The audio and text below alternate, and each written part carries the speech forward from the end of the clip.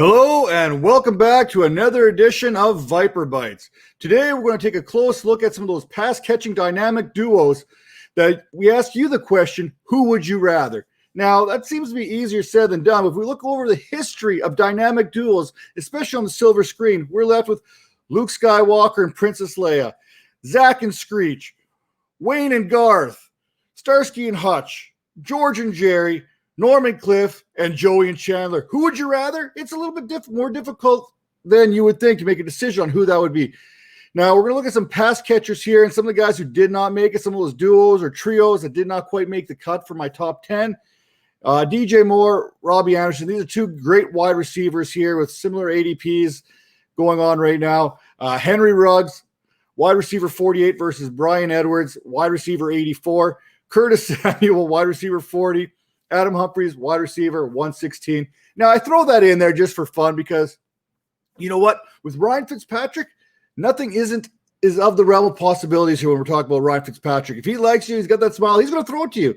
Whether you're open or not, if he likes you, he's going to throw that ball in there. He's going to try and fit it into a tight window. And then, obviously, Nelson Aguilar, Jacoby Myers. Neither one of them quite made the cut here. I like Jacoby Myers this year, just a little sleeper, just kind of keep your future references going on. Now, we're going to start off. We're going to head to Duval County, and we're going to talk a little bit of the Jacksonville Jaguars and the dynamic duo they got there, Laviska Shenault and DJ Chark. Now, when we take a look at this, we got Shenault currently going at about an ADP of 43. That's 113 overall. Last season, he was a wide receiver 46 with 157 points in PPR. Now, we look at that over 14 games, 79 targets, 58 receptions, 600 yards, 5 touchdowns, and he also chipped in the running game with 18 rushes and 91 yards.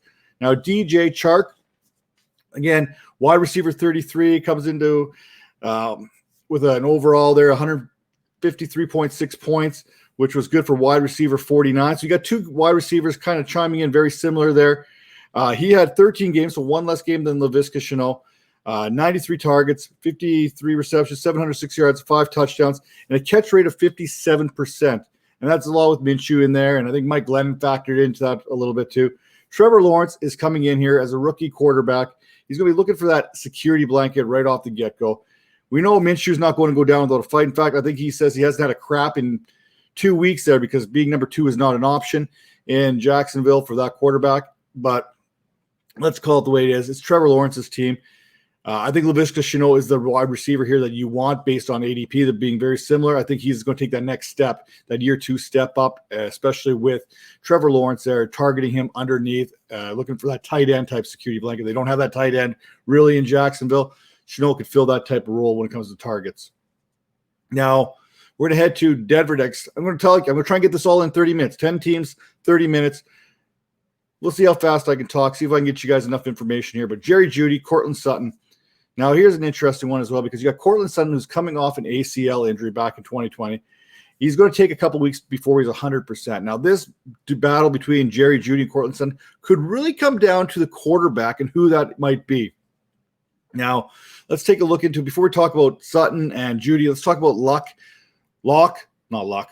They wish they had Andrew Luck, but we got Luck versus Teddy Bridgewater. Now, I think if Drew Lock was the quarterback, I think that's more beneficial to Courtland Sutton. Bigger wide receiver, 6'4", 215, bigger wingspan, bigger target. Teddy Bridgewater, a little bit more anticipation, a little bit more accuracy, could favor someone like Jerry Jeudy, who gets open all the time. Now, let's take a look at Sutton here. Wide receiver 33 is the number 80th player overall coming off the boards. 2019, we can't use 2020, but 2019, 124 targets, 72 reception, 1,112 yards, 6 touchdowns. Not bad. Now, Jerry Jeudy last year came in as the wide receiver. He's going off the boards as wide receiver 37, so you got it very close there again in ADP. 95th overall with 158 points, but it wasn't for lack of targets. He had 113 targets last year. I'm going to keep saying Andrew Luck, with Drew Lock under center. But here's the thing, 52 receptions, 856 yards, 3 touchdowns. That and a catch rate of 46%. Now, Jeudy had some drops last year. That's well documented. But Drew Lock was very inaccurate last year as well. So this is a championship roster. I've talked about it with Melvin Gordon, Javonte Williams. I've talked about it time and time again. On offense, outside of the quarterback position, they have a championship roster. They got a very solid defense. This is a team that could definitely push for a wild card position here, but it all comes down to the quarterback play. And if you're going to have an inaccurate passer like Drew Lock, unless he takes that next step up, Courtland Sutton's the guy. If it's going to be Teddy Bridgewater, I think Jerry Jeudy's the guy. So it's very dependent on who the quarterback is. I'm going to give a slight edge to Courtland Sutton here in this situation because I do believe Drew Lock will get the first crack at the quarterback spot. Early reports here out of training camp is Teddy Bridgewater has looked a little bit better. It's been more accurate. Those passes have been a little bit more crisp. So it could be Teddy coming out of camp. But right now, I'm going to call Drew Lock with Courtland Sutton as the combination there that you want to stack there in Denver. Now, another one we're going to a little bit interested in there is in Cincinnati there. Kind of a fatal three-way, a little trio, if you will, there with Jamar Chase, T. Higgins, and Tyler Boyd. Now, Chase is going off the boards as the 20th receiver and 56th player overall. In 2019 with Joe Burrow at LSU, the numbers were insane, like absolutely ridiculous. 84 receptions, 1,780 yards, 20 touchdowns. That's not going to happen in 2020. I promise you that. He's not going to flirt with those numbers. I think that's more realistic to see him around the 1,300, maybe 110 target type range, but we'll see how this plays out because this trio is going to eat at each other's target share. Now, Higgins last year, wide receiver 26. He's going off the board right now as the 68th player off the board. 195 points last year, which was 28th in the league. And you look at those numbers, 67 receptions, 908 yards, 6 touchdowns. Tyler Boyd on the flip side there is going off the board at wide receiver 34. 87th player off the board, 193 points. He was one spot behind T. Higgins last year. They were 28 and 29th in ranking as PPR points. And he did that in one less game. He had 110 targets, 841 yards, and the 4 touchdowns. The difference between the two of them was really a touchdown. You had 6 touchdowns for Higgins, 4 for Tyler Boyd. You add another touchdown to Tyler Boyd, and it's a totally different game here. Now, Tyler Boyd is coming off back-to-back 1,000-yard seasons minus last year. So we go back 2018, 2019, 1,000 yards in each of those seasons. Now, we can't say that about T. Higgins there as he fell short of 1,000 last year. But if you take a look at with the 10 games that Joe Burrow started, Joe Burrow threw for 264 completions last year, 65.3% rate, 2,688 yards, 13 touchdowns. 8 of those touchdowns went to Boyd and Burrow. Boyd had 3 of those touchdowns, 725 yards, 72 receptions on 93 targets, where Higgins kind of fell into the 76 targets, 48 receptions, 673 yards, 5 touchdowns. Now, for me, I'm probably not going to be able to get Jamar Chase on my team based on draft and where that ADP is currently going.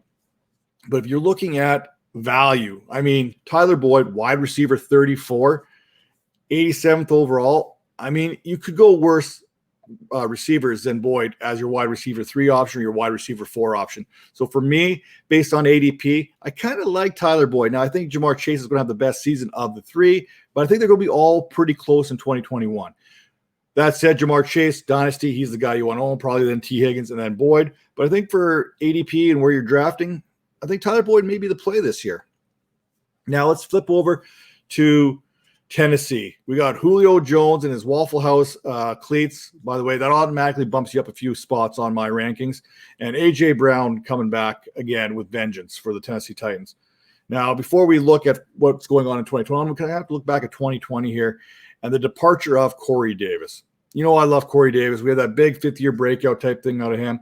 Last year, 92 targets, 65 receptions, 984 yards, and a catch rate of 70.7. That's pretty impressive, and I think Julio Jones is going to step up and get all that and maybe more. So I'm going to call it right now. Julio Jones is the player I like better than A.J. Brown based on ADP, but let's take a little bit of a deeper dive into those numbers.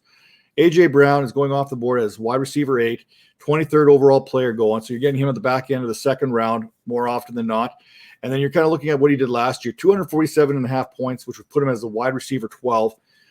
He had 106 targets, 70 receptions, 1,075 yards. And then you kind of factor in those 11 touchdowns with a catch rate of 66%. Now, Julio Jones, you kind of have to scrap last year's numbers because the injuries kind of affected him. But in 2020, 9 games, 68 targets, 55 receptions, 771 yards, and 3 touchdowns. That was all done in a 9-game span with the Falcons. Now, take a little bit deeper into that look. That put him in about 146 points, which is a wide receiver 52. But when you flip that to average points per game, he bumps all the way up to wide receiver 14. And I think he's being forgotten, especially in redraft, as a guy you can get at probably in the 4th round. So for me, that 4th round, feel another guy in the 3rd round has a little more value than A.J. Brown, in my opinion.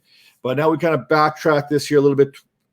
His lowest total outside of last year was 1,394 yards, and that was in 2019.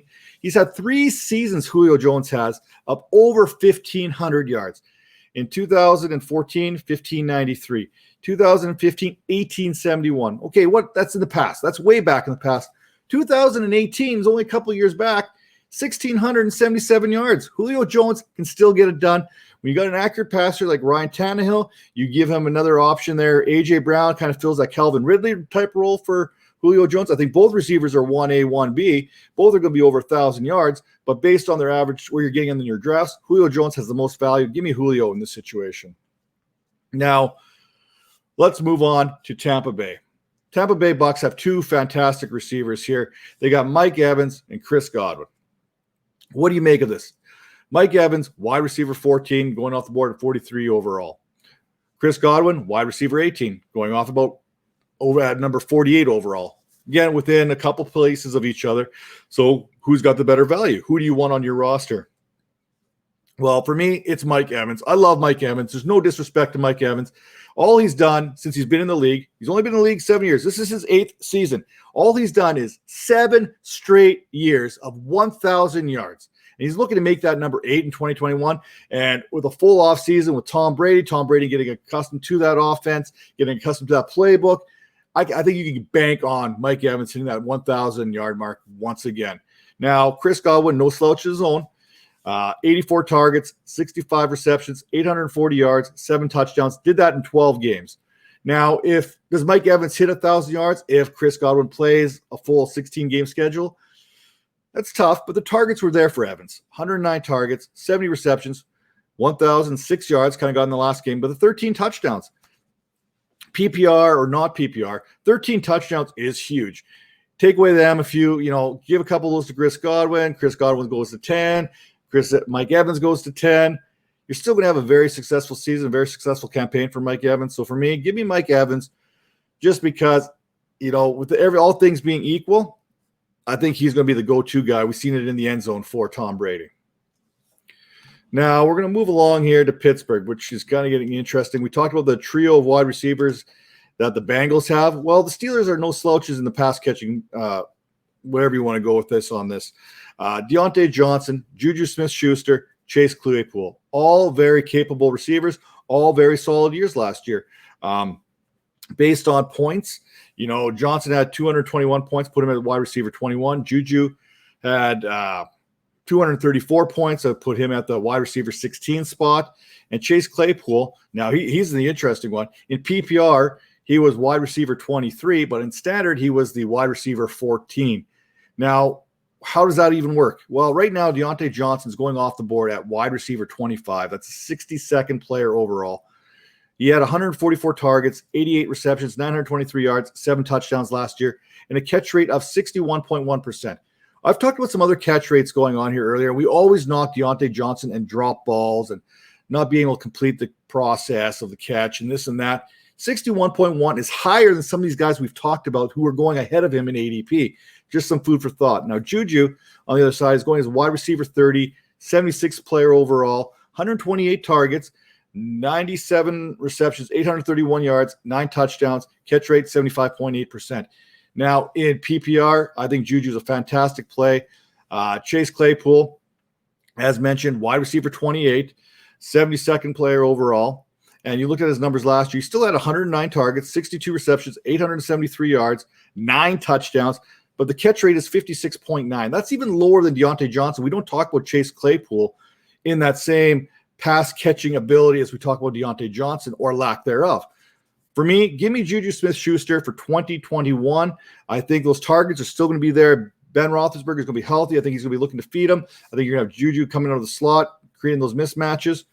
Now, I think he's going to be a potential wide receiver 2. I think Diontae Johnson's going to fill in that role as a wide receiver 2. Chase Claypool probably in the wide receiver 3, pushing for that wide receiver 2, depending on the scoring system that you're running. But for me, give me Juju for 2021, and then Diontae Johnson beyond that. Now, we want to go ahead and go to the Bay Area here.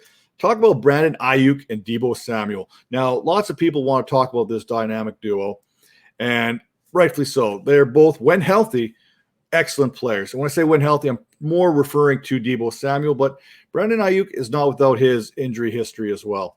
Now, let's take a look at where they're going. Brandon Aiyuk is going off as wide receiver 26, 62nd player overall. Last year, he was the wide receiver 35 in scoring with 184.5 points.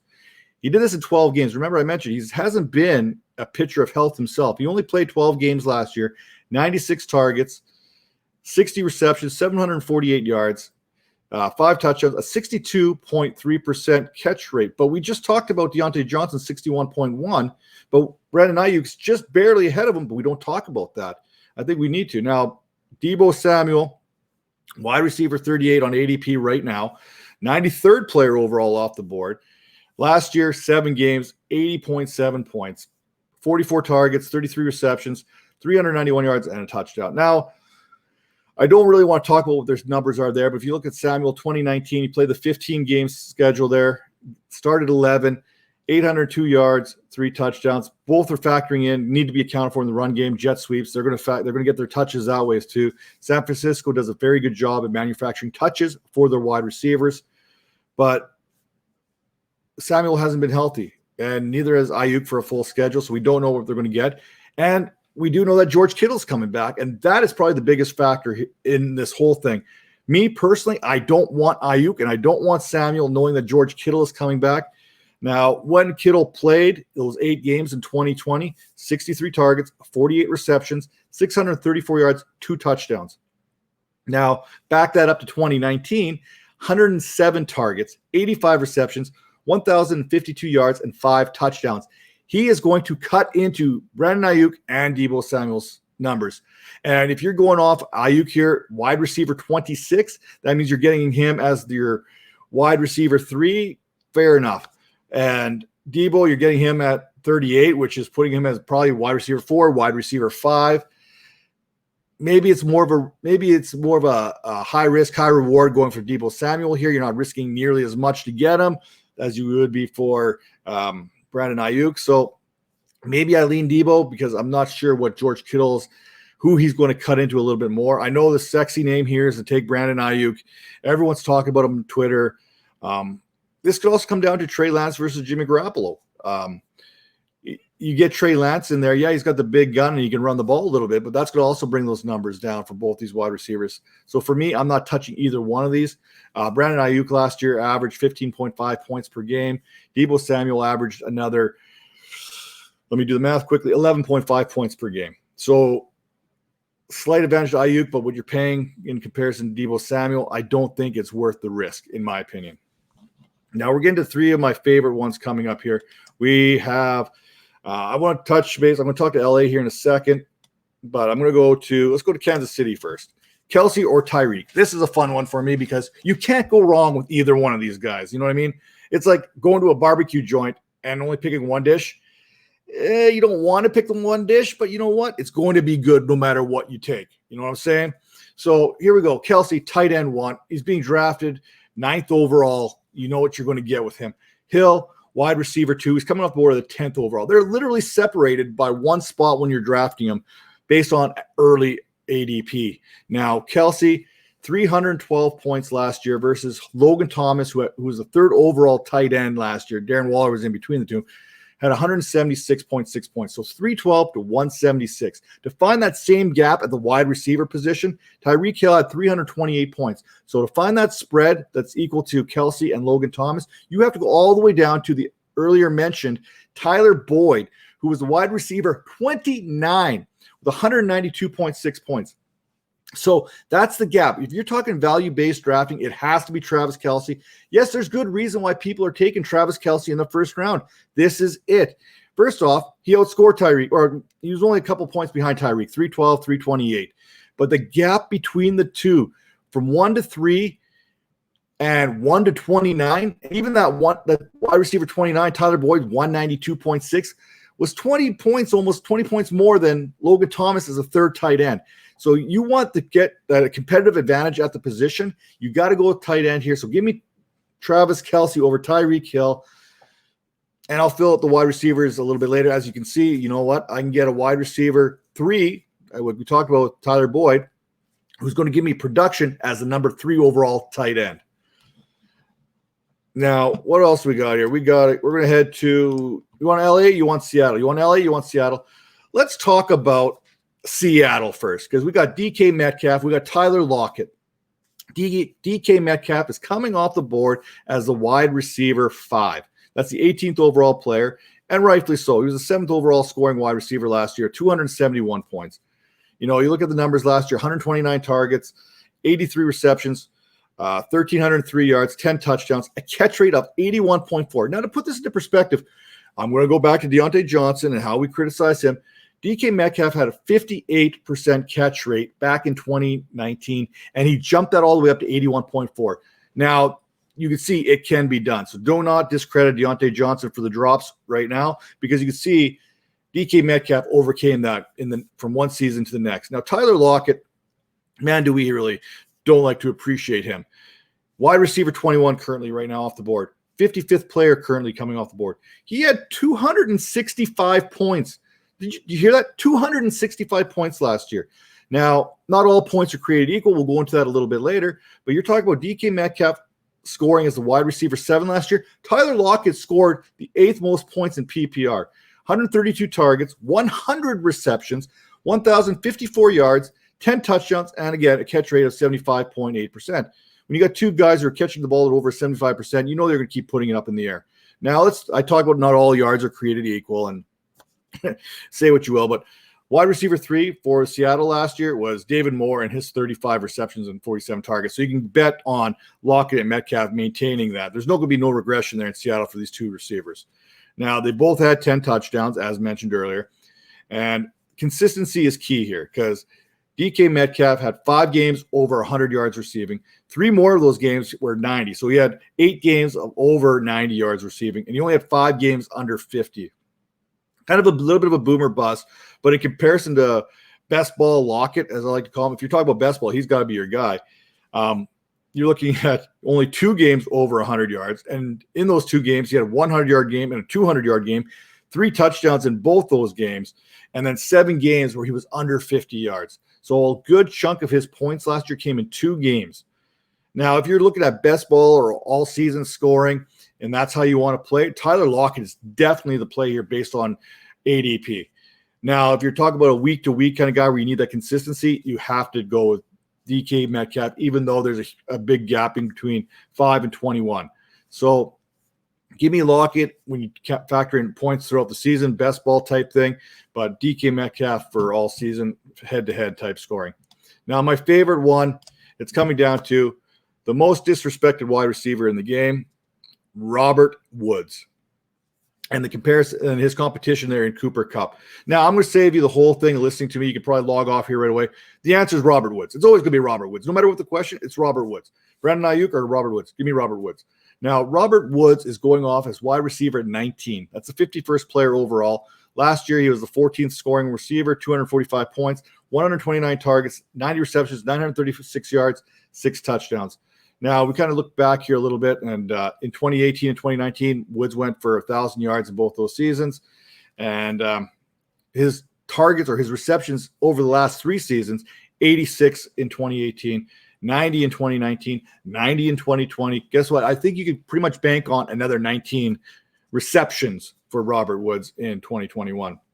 Now, Cooper Kupp, on the other hand, is going off the board at wide receiver 21, the 57th overall player. 208 points last year. Big gap there. That put him as the 26th scorer in amongst wide receivers. So you've got the 14th wide receiver and you got the 26th receiver in points last year. Now, Coop had his opportunities, 124 targets, 92 receptions, 974 yards, but those 3 touchdowns kind of limited his upside.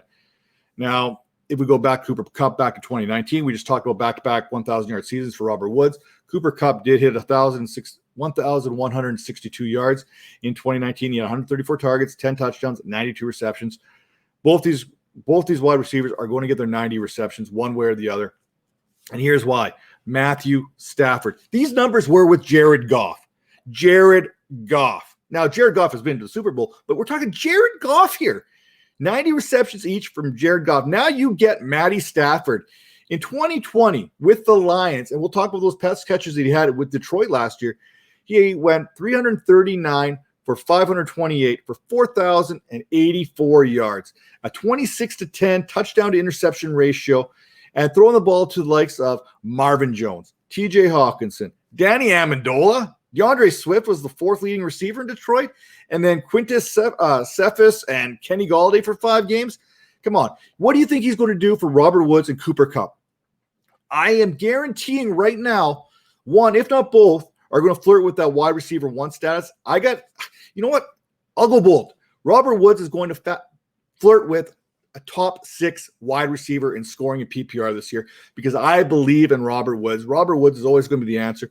But look, Marvin Jones, 76 receptions, 978 yards, 9 touchdowns. TJ Hawkinson, 66 receptions. I'm pausing. 723 yards, 6 touchdowns. Danny Amendola, 46 receptions, 602 yards. And then Quintus Cephas, DeAndre Swift. We talked about DeAndre Swift in the running back handcuffs. We talked about him in the training camp previews. He's going to factor in there in Detroit, but we're talking about Darrell Henderson. I don't think he's going to be as big a factor. Tyler Higbee is definitely not going to factor in the same number as what TJ Hawkinson did for Matt Stafford in Detroit. So, you know what? Load up on Robert Woods. Wide receiver 19. Robert Woods could be your wide receiver 1, but we're valuing him as a wide receiver 3 for the most part. Now, he's going off at wide receiver 2 here at 19. But when you think about it, Cooper Kupp is only going 2 spots behind him. There's only 2 receivers separating Robert Woods and Cooper Kupp. Give me Robert Woods here all day, every day. And like that, we have finished up my top 10 or 10 different dynamic duos that we're looking at here. Who would you rather? Ask yourself that question. Travis Kelce, Tyreek Hill. Who would you rather? Robert Woods, Cooper Kupp. Who do you want? Brandon Aiyuk, Deebo Samuel? You tell me.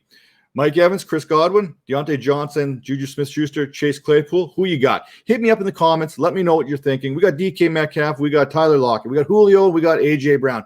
We got the trio there in Cincinnati with Jamar Chase, T. Higgins, Tyler Boyd, Jerry Jeudy, and Courtland Sutton in the Mile High, and Laviska Shenault and DJ Chark.